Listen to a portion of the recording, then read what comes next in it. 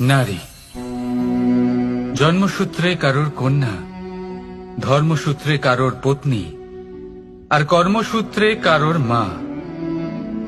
আমাদের মনে এই ছবি আঁকা রয়েছে একজন নারীকে নিয়ে, তাই না?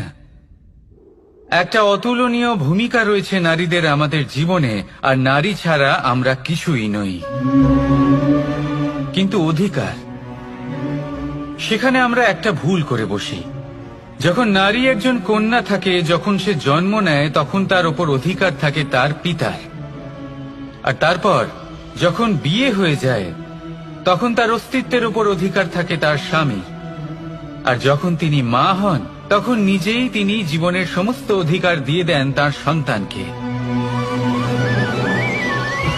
কিন্তু আমরা কি কখনো এটা ভেবেছি এই জীবন হলো তার